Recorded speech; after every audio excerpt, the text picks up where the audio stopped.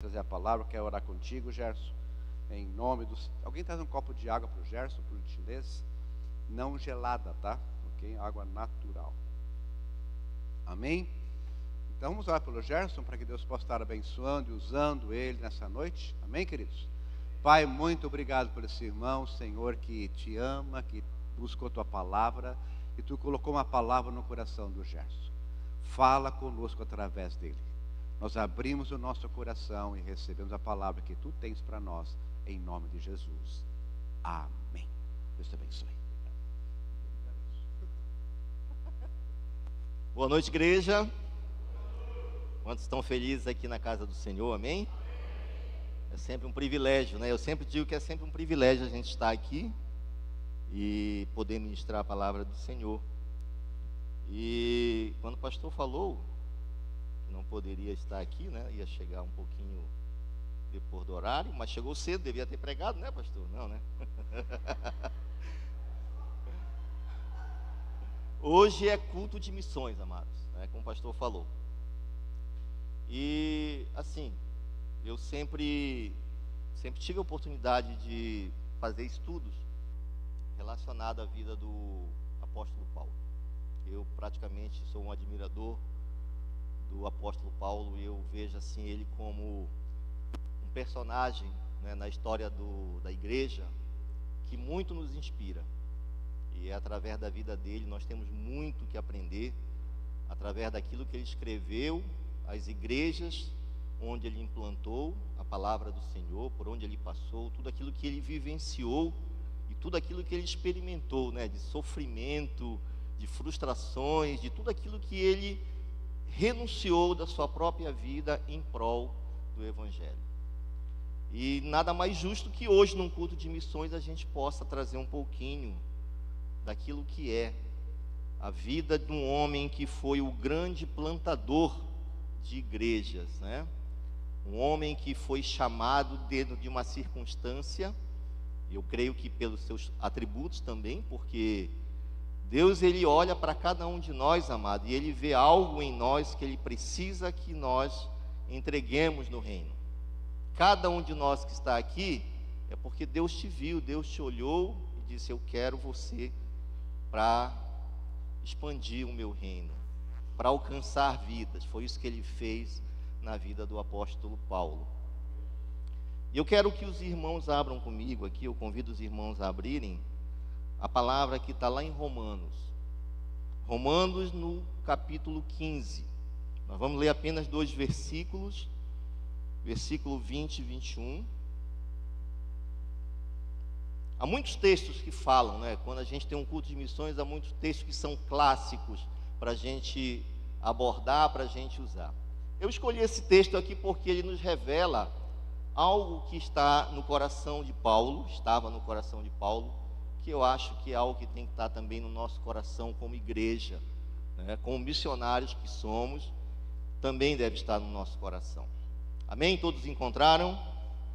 Romanos 15, verso 20 e 21, diz assim: esforçando-me deste modo por pregar o Evangelho, não onde Cristo já for anunciado, para não edificar sobre fundamento alheio. Antes, como está escrito, hão de vê-lo aqueles que não tiveram notícia dele, e compreendê-lo os que não tinham ouvido a seu respeito. Paulo está citando Isaías aqui, daquilo que foi falado acerca de Cristo, né, Messias. Vamos orar nesse momento. Eu quero colocar esse momento diante do Senhor, porque é Ele que fala, né, amados? Nós somos apenas instrumentos. É o Senhor que fala através de nossas vidas. Senhor, eu agradeço o privilégio, Pai, de estar aqui nesse momento falando, meus irmãos. Que o Senhor use a minha vida neste momento, que eu seja anulado neste momento, somente aquilo que vem do Teu Santo Espírito possa chegar ao coração da Tua igreja, Senhor. E que a Tua palavra ela possa produzir nesta noite transformação, possa nos constranger, Senhor, naquilo que precisamos ter como consciência de igreja que somos, Pai. Eu agradeço o privilégio em nome de Jesus. Amém, amados? É difícil a gente falar da vida de Paulo sem a gente fazer uma retrospectiva daquilo que Paulo viveu como servo de Cristo, né? Eu acredito que a maioria aqui, se não todos, conhecem um pouco daquilo que Paulo experimentou, né? E nos estudos que eu tive as oportunidades, né, na minha vida de fazer, eu sempre tive a oportunidade de trabalhar com escola bíblica dominical, e era algo que eu gostava muito, né, gosto muito, na verdade, e eu sempre procurei, né, conhecer um pouco mais daquilo que está relacionado à vida de grandes personagens. Eu estava até conversando com o pastor hoje, falava com a Cris, eu já tinha lido o livro de Atos várias vezes, né, por conta desses estudos que a gente sempre faz, e hoje eu só vou dar uma lida para relembrar algumas coisas que você precisa, porque quando a gente lê, algumas vezes tem coisas que passam desapercebidas, né, e a gente lê novamente e vê algo Deus falando contigo naquele momento. E eu entrei assim, acordei cedo, aí acho que umas 8 horas eu fui lá para o escritório, e quando eu me dei conta, a Cris estava me chamando para almoçar, e eu estava naquele momento terminando o último versículo do livro de Atos. Amados, impressionante, o tempo voou, o tempo passou, que eu não me dei conta. Porque você vai lendo as histórias, aquilo que está acontecendo ali, e olha que não são coisas tão cronológicas, né? Porque muitas coisas se complementam nos escritos das cartas que ele envia para as igrejas. Mas mesmo assim, aquilo ali te prende a tal ponto que você não vê a coisa passar. Eu lembro do pastor dizendo, a gente não pode justificar que a gente não tem tempo de ler a palavra, da gente procurar saber um pouco mais. Nós como igreja precisamos, né, realmente nos alimentar, que é o mais importante. E lendo sobre aquilo que Paulo, no livro de Atos, né, como ele foi chamado, o seu ministério, como começa, o que ele experimenta, por onde ele vai, levado pelo Espírito, e naquilo que ele pôde fazer em prol do reino, a gente fica impressionado, a gente fica até meio constrangido, e às vezes a gente se encontra em situações que não chegam nem a um pouquinho daquilo que Paulo experimentou, o seu sofrimento, as suas frustrações, aquilo que ele teve a oportunidade de vivenciar, e mesmo assim ele nunca desistiu. E fazendo um retrospecto, um timeline aqui, né, da vida de Paulo, todo mundo sabe que Paulo nasceu numa família judia, né? Ele era judeu de nascimento, uma família que zelava pelos costumes, pela lei, carregava com ele o título de cidadão romano de nascença, né? E isso dava a Paulo alguns privilégios, por exemplo, e que com certeza o livrou de ser crucificado, né? Porque cidadão romano não poderia ser punido com a morte de cruz, então isso já era algo que favorecia Paulo. E Paulo, nascendo em Tarso, praticamente vai ter toda a sua vida ali, né, em Jerusalém, sendo instruído aos pés de Gamaliel, conhecendo profundamente a lei, e se torna um dos principais.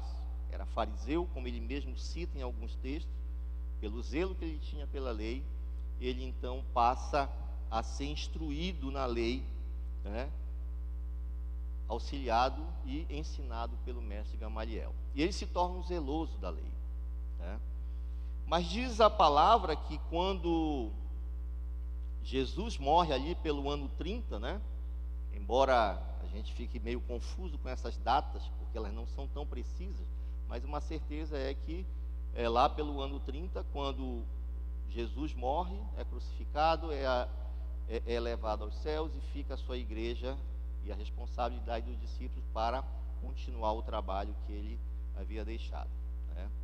E a história de Paulo, na verdade, ela começa ali num episódio que todo mundo já ouviu falar na Bíblia, que é a morte de um dos discípulos que estavam ali, começando a pregar, começando a disseminar o Evangelho, né, que naquela época se chamava, aqueles que estavam ali naquele movimento, né, que não eram ainda chamados de cristãos, se chamava aqueles que estavam no caminho, né, era o caminho. Quem estava nesse movimento, ele pertence ao caminho, né? E Estevão ali numa pregação é capturado, é acusado injustamente, e diante de Paulo, assistindo aquilo ali, ele é apedrejado e morto.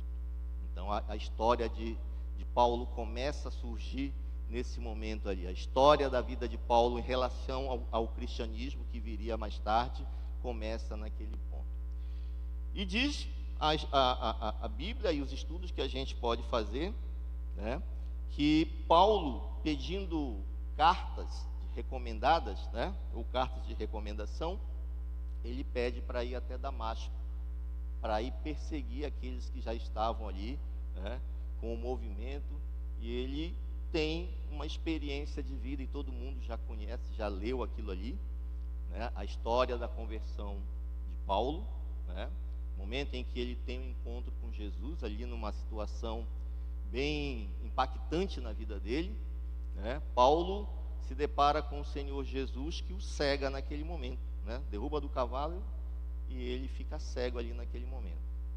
E Jesus questiona: Saulo, Saulo, por que me persegues? Né? É isso que a gente aprende, é esse texto que está na Bíblia, e ele pergunta quem é. Ele diz: olha, sou eu, Jesus, a quem você está perseguindo. E ele, cego, Jesus diz que ele deve ir para a cidade, né, à espera de uma pessoa que seria enviada pelo próprio Deus. Alguém sabe quem seria essa pessoa? Alguém lembra do nome? Já estudou? Ananias, né? Ananias é incumbido então de levar a Paulo o propósito daquilo que estava naquele momento a mudar a vida dele, né?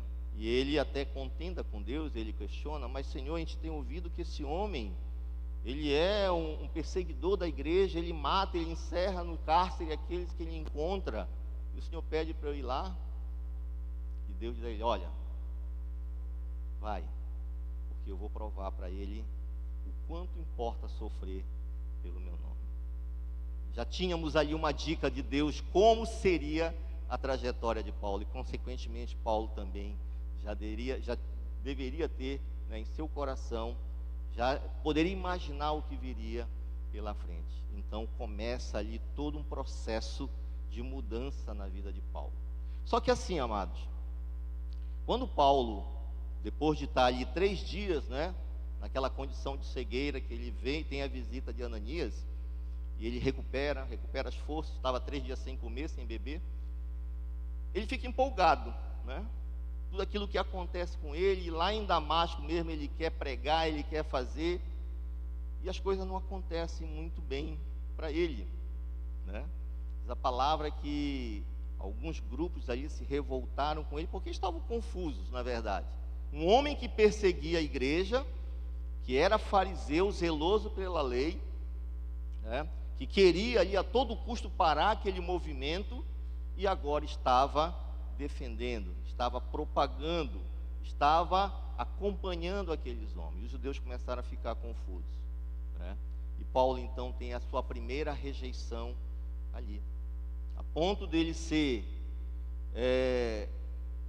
de terem livrado ele praticamente da morte ali, né? Todo mundo lembra do episódio que ele é salvo pelos discípulos que estavam, e ele foge de Damasco, né? Descido por um cesto lá pelas muralhas, e ele então se livra daquela situação e vai então em direção a Jerusalém, procurar os discípulos e tudo mais. E a gente até entende, né, o que Paulo tinha ali no coração, porque às vezes você é empolgado em fazer, você quer mostrar aquilo que Deus fez na tua vida, e você se empolga em fazer, né? Só que quando ele chega lá em Jerusalém, ele também não é muito bem recebido, né? Paulo sente ali um desconforto naquilo que acontece na vida dele, porque as pessoas também rejeitam, os próprios discípulos estão ali, né, receiosos. Será que não é um plano de Paulo? Será que ele não está se fingindo agora que está no movimento para nos capturar, para nos levar cativos? Então todo mundo estava com o pé atrás com Paulo. E dali os próprios discípulos fazem o quê? Levam Paulo de volta para a sua cidade natal, Tarso. E ali ele fica um período, vamos dizer assim, na reserva, né? Achando que precisava aprender algumas coisinhas. Ele fica ali por volta ali de uns 13, 14 anos mais ou menos, né? E assim, amados, esse talvez seja um primeiro ponto para a gente entender algumas coisas que Deus faz na nossa vida. embora a nossa empolgação seja grande, embora a nossa vontade seja grande, mas tem coisas que só a empolgação, só a vontade de fazer não é suficiente. Precisa preparo, precisa mudar conceitos, mudar convicções, transformação. Todo mundo sabe que Paulo, praticamente, ele tinha ali a sua formação toda baseada em 3 culturas ali. Ele conhecia muito da cultura helenística ali, porque ele falava grego, ele era um cidadão romano, mas tinha ali conhecimento da filosofia e tudo ali. Então, praticamente, a vida de Paulo era formada em 2, 3 mundos, o judeu, o grego e o romano. E isso dava a Paulo, certamente, muitas facilidades, muitos privilégios e muitas coisas que poderiam auxiliar. Eu vejo Deus ali usando aquilo que Paulo tem naquele momento. Eu vejo Deus usando ali, porque Deus, amado, vai nos usar naquilo que muitas vezes nós temos, mas principalmente naquilo que nós somos para Ele. Amém? Só o que nós temos não é suficiente, é importante, mas Deus precisa ter em nós e ver em nós aquilo como nós somos. Talvez Paulo, na sua vontade de fazer a obra, pensou consigo mesmo: olha, eu acho que eu sou mais preparado para estar em Jerusalém. Esses discípulos aí, eles já são judeus e já estão brigados com o povo judeu ali. Eu estava no meio, eu era fariseu, eu conheço todo aquele pessoal ali. Para mim é mais fácil. Esses homens também são todos incultos, não sabem nem falar direito. Eu não, eu sou letrado, eu conheço a lei, eu sou formado por Gamaliel.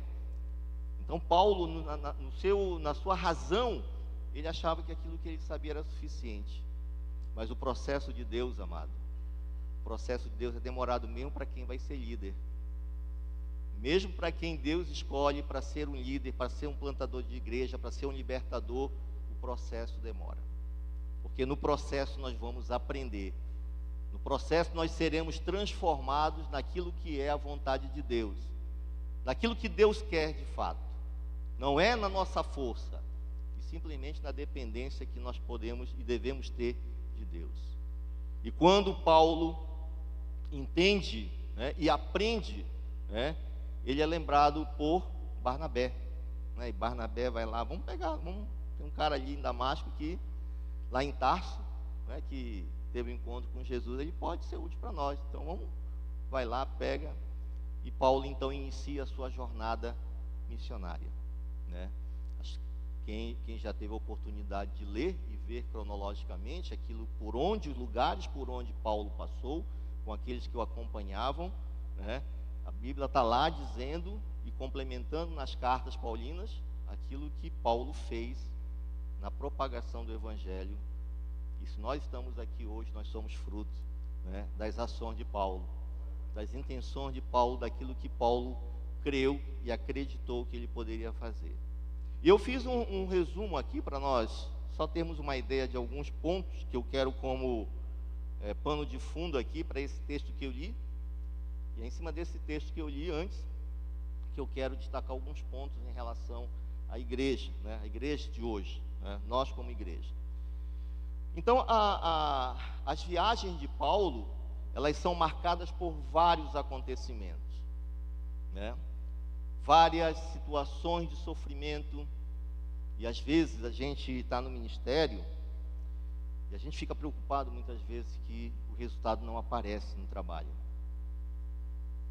E às vezes não ver esse resultado já é motivo suficiente para que a gente desista, para que a gente diga assim: não vale a pena, porque eu estou fazendo isso aqui, eu estou me esforçando, eu estou renunciando e não estou vendo nada acontecer. E quando a gente olha para a vida de Paulo, a gente vê ali um exemplo muito inspirador para nós como igreja, que nem tudo é como nós queremos, mas é como Deus já determinou, é como Ele já escreveu para você, e a gente tem que aceitar isso. Paulo, quando ele começa a sua jornada missionária, lá pelo ano 47, 48 mais ou menos, Ele empreende ali algumas viagens, né? E por onde ele vai passando, ele vai propagando o Evangelho. E aonde é possível, ele implanta uma igreja, deixa pessoas ali treinadas, deixa as pessoas responsáveis ali. A vida de Paulo se resumiu a isso durante toda a sua vida. Idas e vindas, né?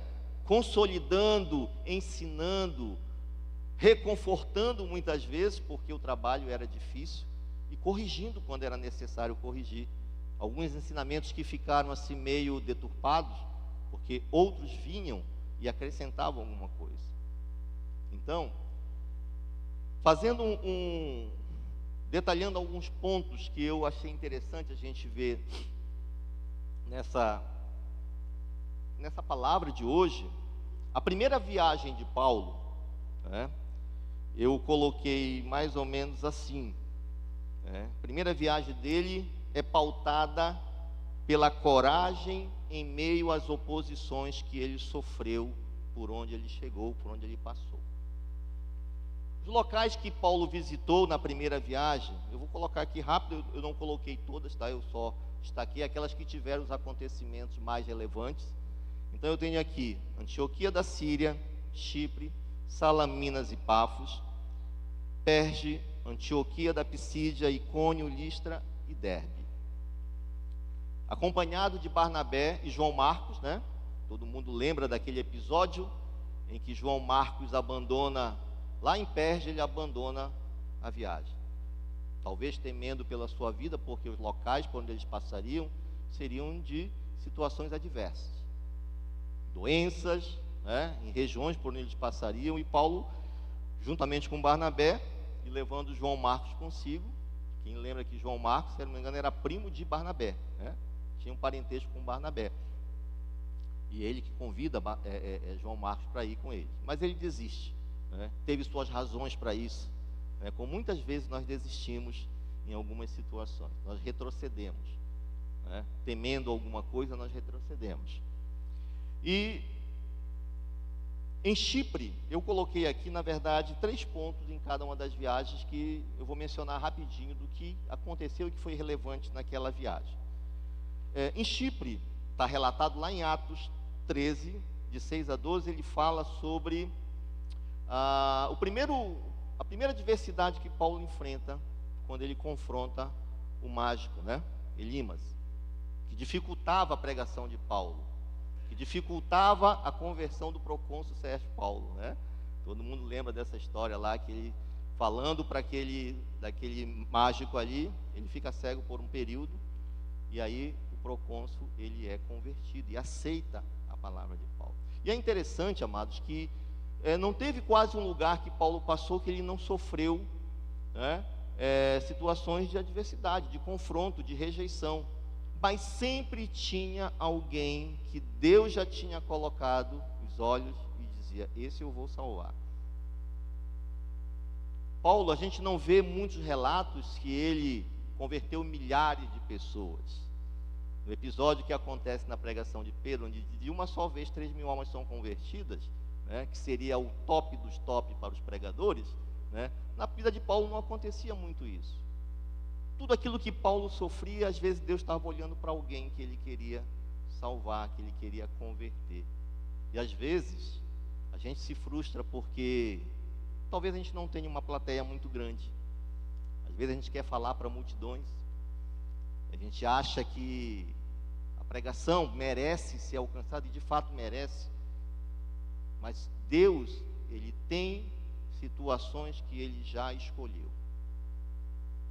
Nessa noite aqui, provavelmente, tem pessoas que vieram porque Deus está de olho ali. E às vezes em cultos, né, em muitas pregações, você faz talvez uma pregação eloquente, como muitas vezes Paulo fez, e não dá em nada, né? Aconteceu com ele em Atenas, onde ele fez uma pregação maravilhosa, mas foi zombado, né? Alguns não quiseram ouvir, foi rejeitado. Provavelmente ele também não se plantou igreja. Mas em situações que Deus escolhe pessoas, e é essa pessoa Deus naquele momento quer salvar. Amém? Então, Em Chipre, Paulo e Barnabé enfrentam o mago Elimas, que tentou impedir a pregação do evangelho.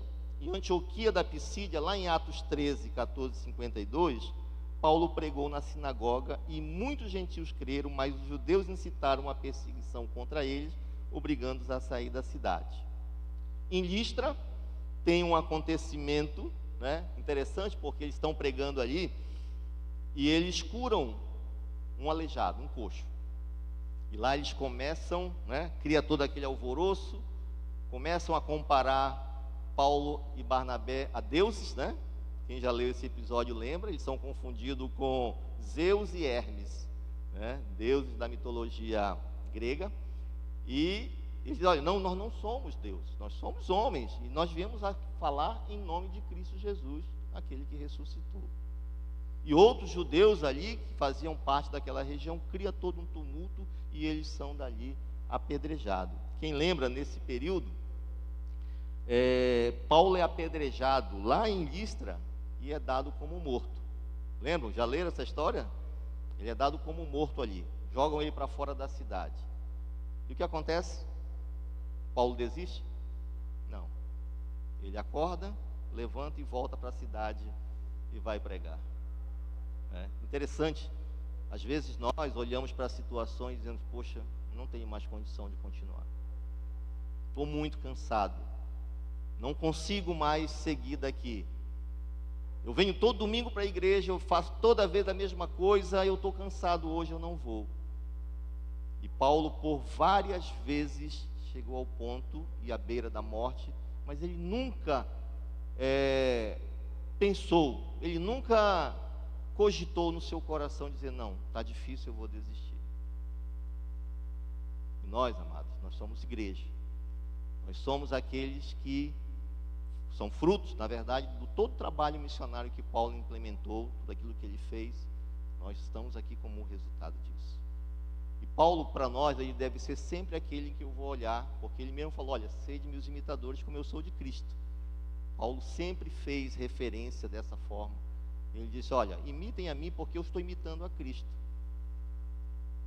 E a obra que Paulo fez, ela também chega até nós com uma responsabilidade. Nós precisamos também dar sequência, nós precisamos fazer, né? Nesse período aqui também, no final da primeira viagem, houve ali um período em que aqueles gentios que estavam se convertendo, né, eles começaram a participar do grupo ali, e havia os judeus, né, que haviam se convertido e que estavam tentando, né, imputar aos gentios as práticas dos judeus, né? Não, tem que se circuncidar, senão não vai entrar no nosso meio. Tem que observar a lei, senão não vai entrar. E ali toda aquela confusão, né, do que era de fato importante para que aquela pessoa fosse salva, fosse parte daquele movimento lá. E acontece nesse período também o Concílio de Jerusalém, onde eles discutem essa questão para saber o que de fato deveria ser observado, né? O que deveria ser observado para que todos estivessem em igualdade diante de Deus, né? Na segunda viagem missionária de Paulo, a gente vê ali a expansão de tudo aquilo que ele está pregando, de tudo aquilo que ele está ensinando. E as localidades por onde ele passa são Filipos, as principais, tá? Ele passou por muitas cidades menores, mas as principais, Filipos, Tessalônica, Bereia, Atenas, Corinto e Éfeso, né? E lá, nessa segunda viagem, Paulo encontra ou conhece a Timóteo, que passa então a acompanhá-lo e virá futuramente ser um grande, né, homem na obra do Senhor, né? Como um dos que fez e contribuiu muito para o Evangelho. Alguns acontecimentos nessa segunda viagem que eu quero deixar aqui. Em Filipos, lá em Atos 16, 11 e 40, Paulo recebe uma visão de um homem da Macedônia que diz assim, olha, vem para cá para nos socorrer, nós estamos precisando da sua presença aqui. Ele tem essa visão e ele é levado também para a Macedônia. Mas tem um episódio mais interessante aqui, é que havia em Filipos. E aí, nessa segunda viagem é interessante que ele já não vai mais com Barnabé, né? Barnabé já cortou relações com Paulo por conta de quem? João Marcos, né? João Marcos ali causou um problema. Na segunda viagem Barnabé queria levar de novo, Paulo disse, não, esse não vai com a gente não, né? Nos abandonou no meio da primeira porque você quer levar. E Paulo, né, discutiu com Barnabé e já não leva mais. Ele já vai com Silas na segunda viagem, né? E lá ele encontra Timóteo e Timóteo passa a acompanhá-los. Um dos episódios dessa viagem lá em Filipos é que ele liberta uma jovem, né, de um espírito de adivinhação. Lembram também dessa história na Bíblia? Quem já leu? Tem uma menina que ia seguindo eles, né, e gritava, olha, esse é o servo do Deus Altíssimo e ele vem aqui para pregar em nome de Jesus Cristo. E ela vinha acompanhando e ele, já indignado com aquilo, expulsa o espírito imundo. E aí isso causa todo um tumulto, porque os senhores daquela menina perdem a fonte de renda que eles tinham sobre ela, né? Então é um acontecimento ali que marca essa passagem por Filipe. Em Tessalônica e Bereia, Paulo enfrentou a oposição dos judeus em Tessalônica, sendo forçado a fugir para Bereia, onde encontrou um povo mais nobre que recebeu a palavra com prontidão. Os bereanos, eles eram um povo mais culto, e parece que eles aceitavam com mais facilidade, mas com uma característica, né? Eles estavam preocupados em, vamos ler lá para ver se de fato é verdade o que ele está falando, né? Às vezes nós não fazemos isso, né? A gente ouve, e a gente nem se dá o trabalho de fazer uma anotação e pesquisar depois para saber se aquilo ali que está sendo dito é de fato dentro da palavra. Os bereanos faziam isso. Tudo que Paulo falava, eles anotavam, vamos ver se de fato está na palavra.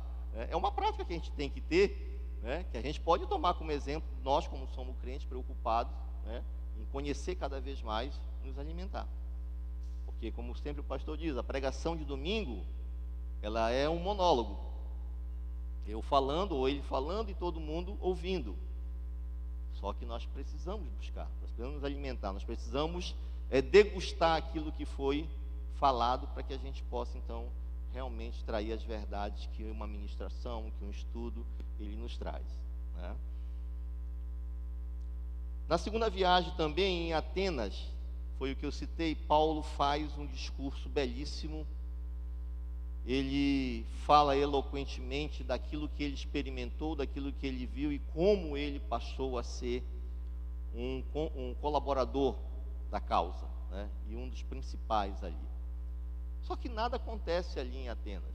As pessoas começam a zombar dele, perguntam de quem é de fato que ele está falando, e Paulo, vendo que todos eles ali têm deuses de tudo quanto é tipo, para tudo quanto é situação, Paulo aproveita ali, né, que havia uma estátua de um Deus que era desconhecido, talvez uma estátua sem rosto, né, sem identificação, e Paulo diz assim, olha, é em nome desse Deus desconhecido que eu venho e falo.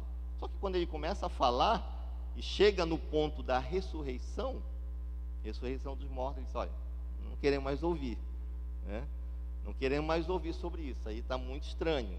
E começa a zombar dele, e dali ele sai sem nenhuma, vamos dizer assim, sem nenhum resultado, né? Assim a gente percebe depois em algumas cartas, somente aos Gálatas, Paulo mencionando, na verdade ele fala aos Coríntios, quando ele manda uma carta aos Coríntios, diz, olha, eu lembro que uma vez eu fui em Atenas, falei tão bem, né, mas nada aconteceu, mas quando eu estive aí com vocês, né, eu não falei de forma eloquente, foi suficiente falar para mim, foi suficiente eu falar em nome de Cristo Jesus, que é aquele que ressuscitou.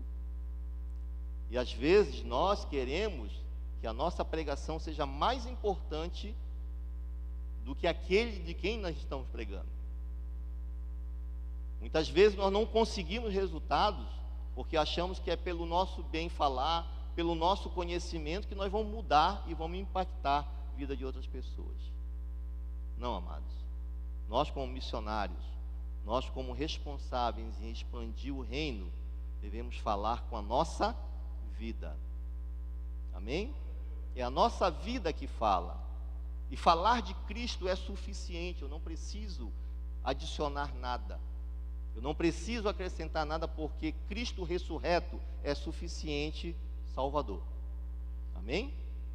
E Paulo, ele fica frustrado, ele revela isso posteriormente nessa pregação que ele fez, que nada resultou, e provavelmente em Atenas não surgiu nenhuma igreja, né? Pelo menos não há nenhum registro histórico de que ali tivesse algo, né? Seguindo na terceira viagem de Paulo, ele faz uma viagem agora de ensinamento e fortalecimento das igrejas.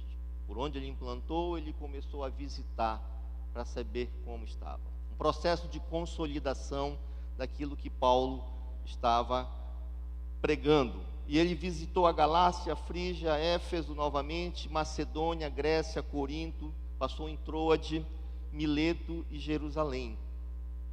Em Éfeso, Paulo passa mais ou menos 3 anos lá, ensinando na escola de Tirano, e ali com certeza muitos milagres foram feitos, né? Paulo operou muitos milagres ali. Só que ali, lá em Éfeso, quem já estudou um pouquinho da história, sabe que Éfeso era uma cidade que tinha ali o templo da deusa Diana, né? E havia todo um comércio em volta daquilo ali, daquela deusa. E quando Paulo começa a pregar, né, que aquele povo deveria mudar suas práticas, onde havia uma idolatria muito grande, os artesãos dali começam a se rebelar contra Paulo, né? Eles começam a criar um tumulto. Os ourives ali, que vendiam ídolos lá no templo, começam a incitar as pessoas, e Paulo ali, no caso, também é vítima, né, de um grande, vamos dizer assim, de um grande tumulto, e é expulso também na cidade. Em Troade, também lá em Atos 27, 12, lá em Troade, Paulo pregou durante toda a noite. E quem lembra desse episódio? O jovem que cai da janela, Eutico, né? A pregação durou, não é igual a nossa às vezes, aqui dura, né? Já pensou se vai até meia-noite, né, pastor? Aí, ainda bem que não tem o terceiro andar aqui, né? Eutico caiu do terceiro andar, foi dado como morto, e Paulo desce ali, vai sobre ele, e ele recupera a vida. É um dos episódios desse lugar por onde Paulo passou. Em Mileto, Paulo começa já a falar num tom de despedida, né? Porque ele sabe que ali ele começa vamos dizer assim, os acontecimentos que vêm já sendo ditos sobre ele vão começar de fato a se concretizar.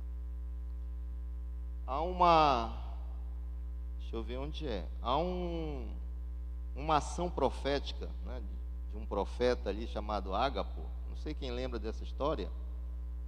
Profetiza sobre a situação que Paulo vai enfrentar em Jerusalém, né? Se não me engano, ele chega, pega o cinto de Paulo, ata as mãos e os pés de Paulo, dizendo assim: ó, assim vão fazer com este homem, com o dono deste cinto, quando chegar em Jerusalém. Então todos os discípulos ficam alvoroçados ali. Olha, não vai para Jerusalém e tal. E há um texto bem interessante, deixa eu ver se eu coloquei aqui a referência, que é bem... Atos 20, 24. Vamos coloca aqui, Mel, para mim, por favor. Atos 20, 24. Paulo já sabia que ele ia ser preso, né? E isso é o que Paulo fala a respeito, né? Diz assim, ó: porém, em nada considero a minha vida, a vida preciosa para mim mesmo, contanto que complete a minha carreira e o ministério que recebi do Senhor Jesus para testemunhar o evangelho da graça de Deus. Aleluia. Paulo já não estava mais preocupado com o que viria a acontecer com ele. Paulo só queria ter a oportunidade de completar tudo aquilo que ele foi incumbido de fazer. Quantos de nós, muitas vezes, né, nos relaxamos e nos preocupamos com aquilo que nós temos que fazer? Cada um de nós, amados, tem um chamado para fazer algo. Deus não nos chama à toa. Nós não estamos aqui à toa, né? Ainda que pensem que nós viemos para passar o domingo à noite aqui ouvindo uma mensagem, não foi esse o propósito que Deus nos chamou. Deus quer algo de nós. E a gente sempre tem que ter esse coração de Paulo, ó, a mente de Paulo. Porém, em nada considero a minha vida preciosa. Se eu tiver a oportunidade de completar aquilo que o Senhor me incumbiu de fazer, eu já estou satisfeito. Amém? Eu já estou satisfeito.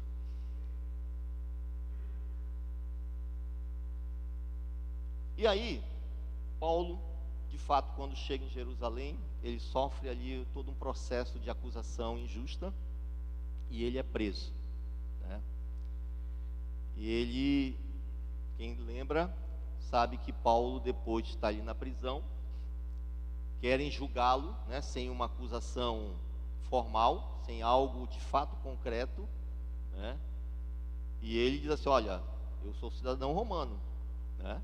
Eu sou cidadão romano, então se tiver que ser julgado, se eu tiver que ser condenado, que eu seja julgado por César. E ele apela então para o tribunal de César e faz a sua viagem, talvez uma das viagens mais conturbadas de Paulo, né? Lembro dos episódios dessa viagem a Roma, em que ele sofre o naufrágio, né? Ele sofreu outros, claro, mas ele sofre um naufrágio, né? E Deus fala: olha, não te preocupa não, porque todos que estão aqui no barco vão sobreviver. Eu dei nas tuas mãos todos esses aqui.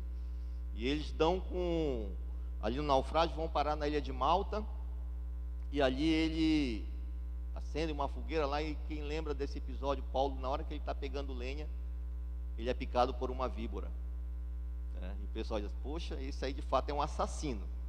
Livrou do naufrágio, mas a morte não quer deixar ele em paz, né?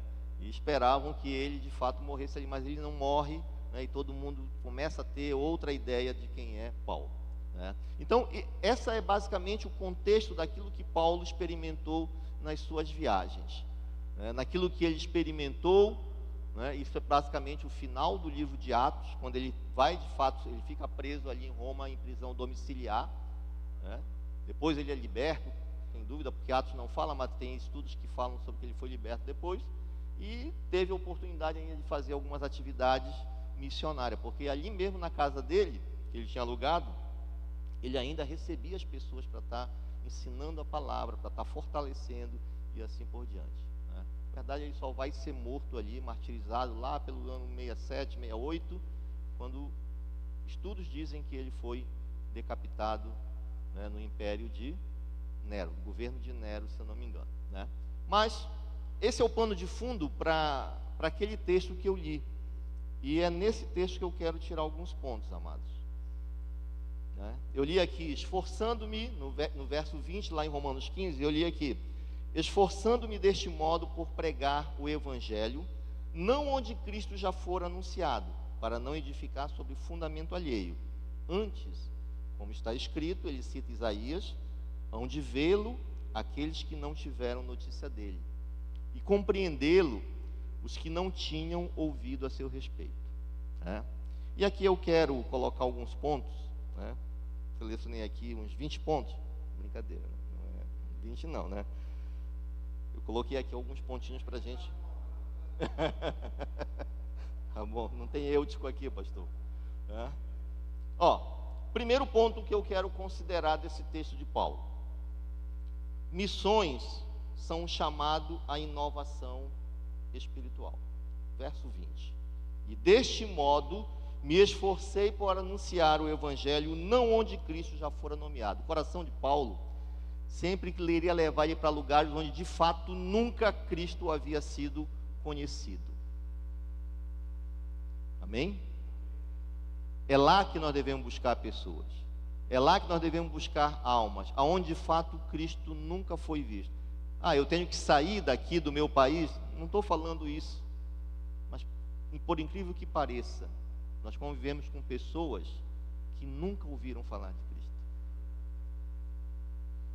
A gente não precisa ir para tão longe, né? A gente não precisa atravessar o Atlântico porque eu quero fazer missões na África. Não, tem pessoas que nunca ouviram. Não é que nunca ouviram, mas é porque eles nunca deram importância, amados. Sempre rejeitaram e nunca tiveram a oportunidade de fato de parar e ouvir. são colegas do trabalho, são familiares, que só o fato de rejeitarem aquilo que você fala, de gozarem de você quando está falando, dá a entender que eles nunca ouviram de Cristo. Então, Paulo, ele queria de fato ter no coração dele esse espírito de inovação. É lá onde eu quero. Eu não quero fazer o que alguém já fez. Eu quero coisa nova, desafiadora. Não vou pescar no aquário de ninguém, né? Eu vou buscar aqueles que Deus me apontar, que nunca ouviram falar de Jesus. Segundo ponto, missões exigem um coração de obediência, para não edificar sobre fundamento alheio. É muito conveniente fazer, amados, aquilo que já está quase pronto, né? Às vezes você chega, já está estabelecido uma base, já tem algo que já foi começado, e é muito fácil você chegar lá e colocar o teu carimbo. Olha, isso aqui eu terminei. Mas muitas vezes Deus nos chama para lugares que ninguém começou ainda. Na obra de Deus, né? Tinha um pastor que ele dizia assim, ó, tem uns que vêm e vêm arrancar os tocos, né, que tem no terreno. Outros vêm semear e outros vêm colher. Tem essas etapas, né? Nós não podemos fazer tudo, é verdade. Mas se eu tenho esse desejo no coração de ser obediente aonde Deus me enviar, para onde Ele me apontar uma pessoa que eu tenha que falar e não rejeitar, eu estou fazendo o que Paulo está fazendo aqui, né? Eu não vou edificar sobre fundamento alheio. Eu vou pregar para quem Deus me mostrar, eu vou falar sem vergonha, sem nenhum constrangimento, eu vou falar, porque eu tenho que ser obediente. Paulo era obediente. Por diversas vezes o Espírito do Senhor proibiu Paulo de ir para algum lugar. Paulo queria ir para a Ásia, né? Ele disse, não, tu vai para aquele lugar lá, porque é lá que eu estou te mandando. E quando Paulo teimava, o Senhor aparecia para ele e disse, não é para esse lugar. Me obedece que é melhor, né? É melhor obedecer do que sacrificar, né? Então, terceiro ponto, missões são para aqueles que nunca ouviram. Verso 21, aqueles a quem não foi anunciado verão, e os que não ouviram o entenderão. Paulo está citando aqui, como eu falei, Isaías 52:15, né? Para enfatizar que o evangelho, ele tem que ser para todos, todos. Mas como eu digo, não quero que essa palavra seja interpretada como eu tenho que ser obrigado a sair daqui para outro lugar para fazer missões. Não. O nosso campo missionário, como o pastor sempre fala, começa da porta para fora, né, pastor? E tem muita coisa para ser explorada. Tem muita coisa para ser explorada. E eles precisam, né? Então, aqueles a quem nunca foi anunciado verão, os que não ouviram o entenderão. Quarto ponto, e o último ponto, missões requerem sacrifício e esforço. Verso 20 e 21, todo, agora vem a conclusão desse versículo que ele diz: aqueles a quem não foi anunciado verão, e os que não ouviram entenderão. E ele diz assim, ó, me esforcei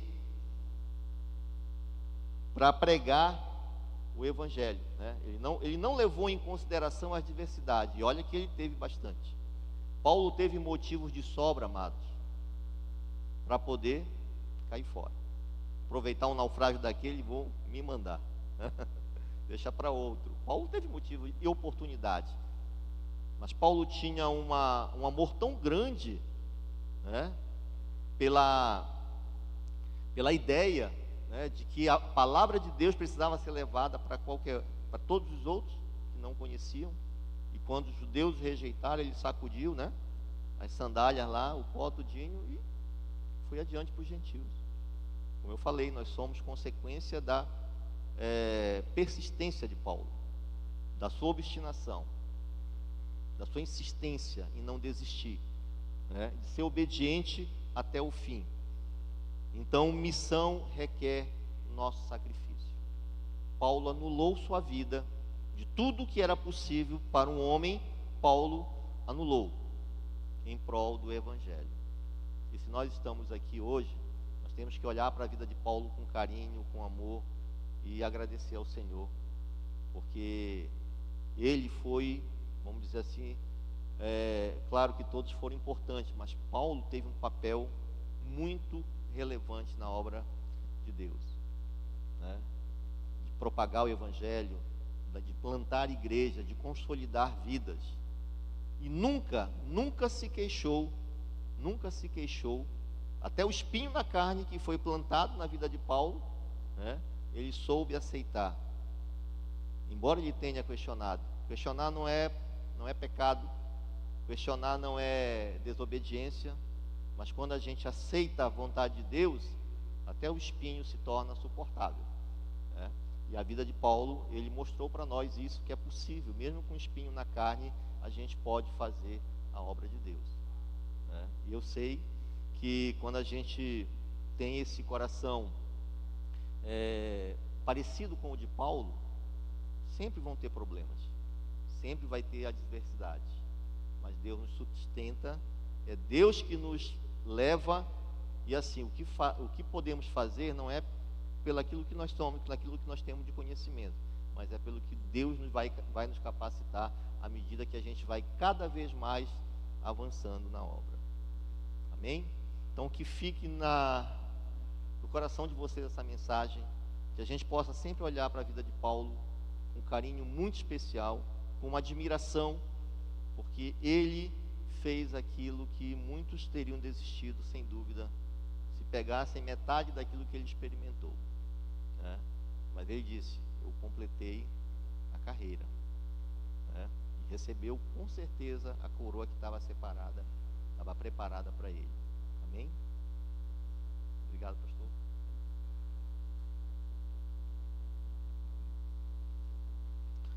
Aleluia, obrigado, Gerson. Prepara o material para nós passarmos um sábado à tarde aqui para estudar bem profundamente, né, um panorama do Novo Testamento. Eu quero aprender, não sei vocês, mas eu sempre quero aprender. Amém, queridos? Missões começa quando nós amamos e conhecemos Jesus.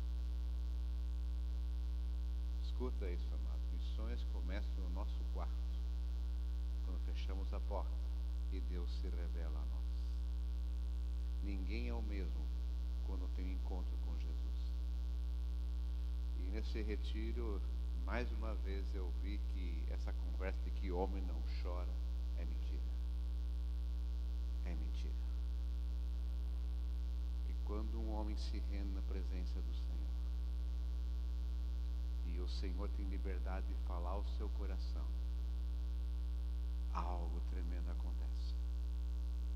Isso é missões. Entende? Apenas você dizer para um homem, como foi o caso que aconteceu lá, porque vieram algumas pessoas do Serene. Serene é um lugar que trabalha com recuperação de dependentes químicos. Eles trouxeram uma turma lá, uma tóbula cheia, né, de dependentes. Lá eles vieram lá. E só o fato de você olhar para um desses e dizer assim: eu não conheço a tua vida, também, de fato não conhecia. Deus manda dizer que Ele te ama como um pai ama um filho. Esse rapaz começou a chorar de um jeito, porque ele precisava ouvir isso. Isso é missões. É apenas conhecer esse amor de Jesus e deixar Ele fluir na tua vida por aonde você anda. Amém, queridos? Obrigado, Gerson, mais uma vez. Muito obrigado. Gostaria que você ficasse de pé, vai dar ainda os avisos, eu quero orar com você ainda.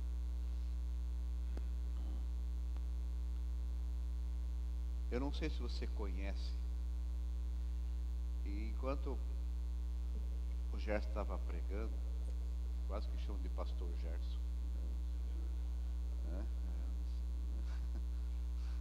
É que eu estou cansado mesmo, só isso.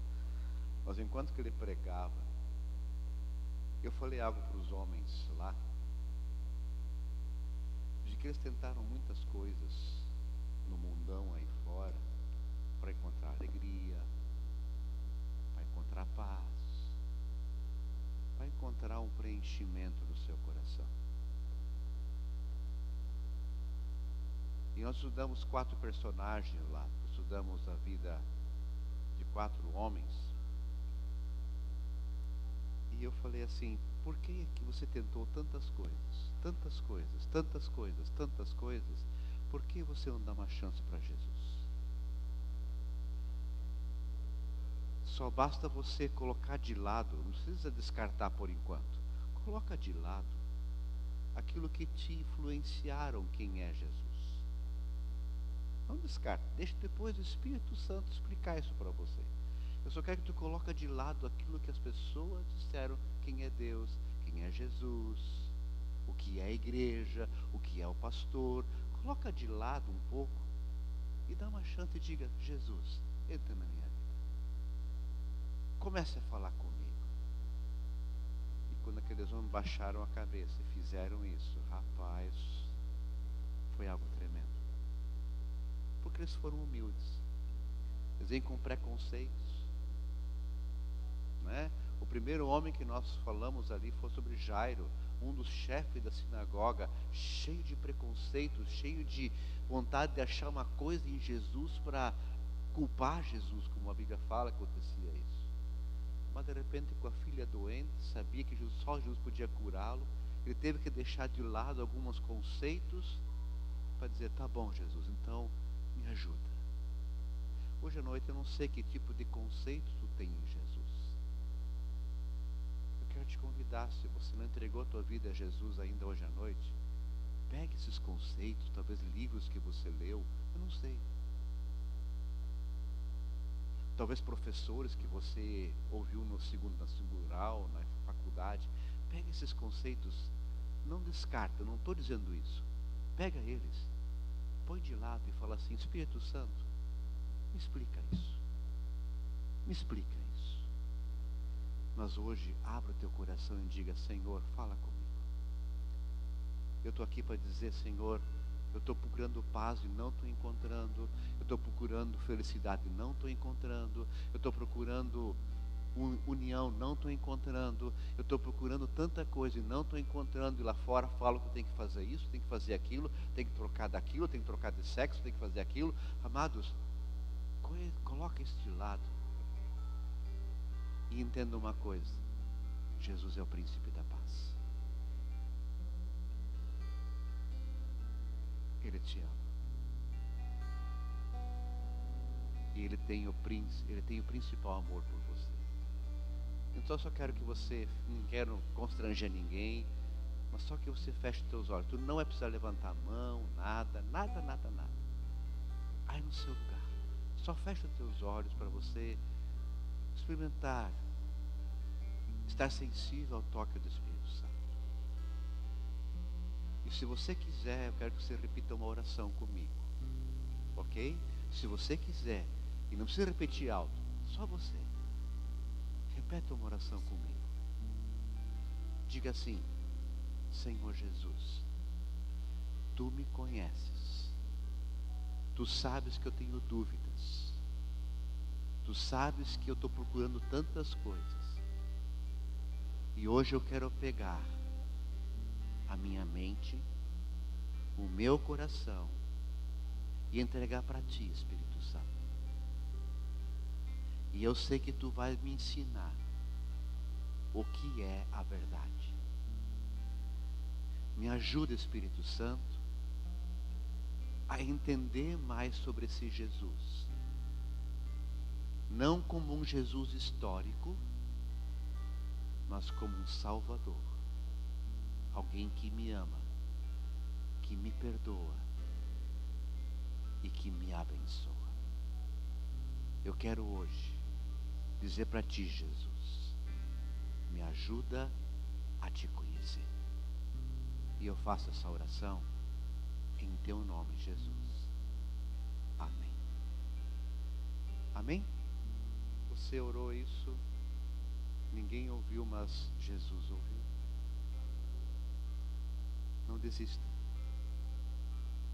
Não desista. Continue buscando esse Deus, porque Ele vai se revelar a você. Amém? A Anne vai dar os avisos. Vai demorar muito para o pessoal sentar. Bom, tem cadeira nova, então senta. Claro. Né? Senta, amados, em nome de Jesus. Só os avisos ainda já vão terminar. Boa noite, igreja. Anota aí. Toda segunda-feira, oração de mulheres às 15 horas. Toda terça-feira, oração de homens às 6 horas da manhã. Às 6 horas por quê? É estratégia. Para você que entra às 7h30, dá tempo de você dar uma passada aqui e vir orar. Orar pela tua família, orar pela cidade, orar por mudança de vida. Dá tempo de você dar uma passadinha aqui para orar com os homens, amém?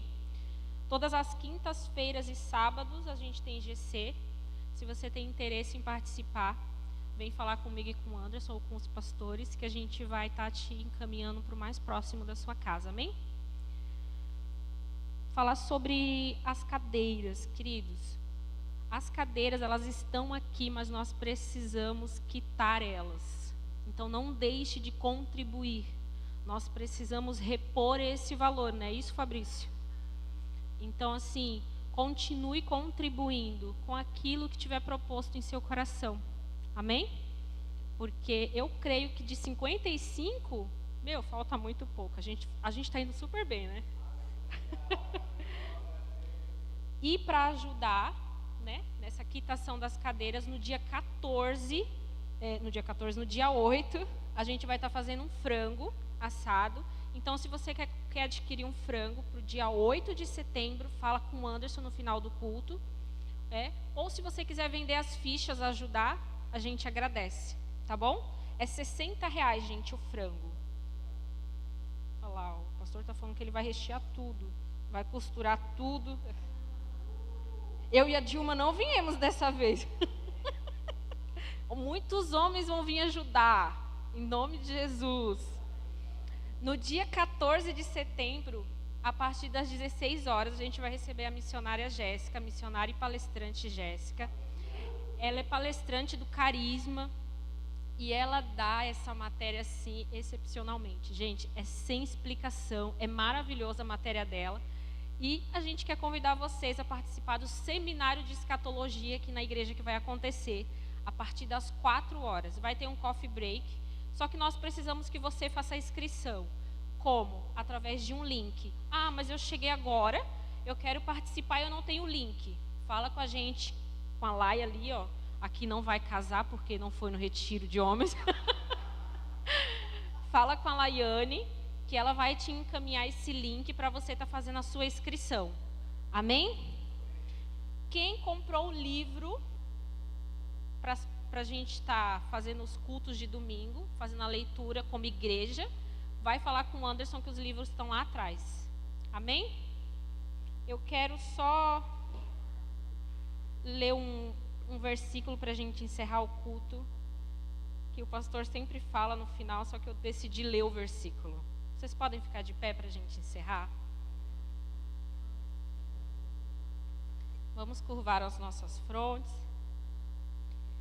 O versículo diz assim: o Senhor os abençoe e os guarde. O Senhor faça resplandecer o seu rosto sobre vós e tenha misericórdia de vocês. O Senhor sobre vocês levante o rosto e lhe dê a paz. Paizinho, que nós possamos ter a sua paz durante essa semana. E que tu possas se estabelecer nas nossas vidas todos os dias durante essa semana. Em nome de Jesus, nos dá descanso. Vem de fato resplandecer o teu rosto em nós. Para que as pessoas lá fora, quando a gente sair dessas portas, no nosso campo missionário, elas possam ver a tua vida em nossas vidas.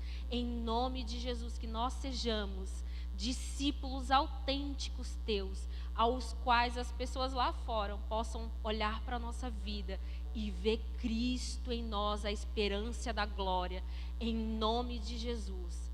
Amém. Vão com Deus e não saiam sem abraçar todo mundo. No Senhor, são como os montes de Sião, que não se abalam, mas permanecem para sempre. Como em volta de Jerusalém estão os montes, assim é o ao Senhor em volta do seu povo, autoridade e poder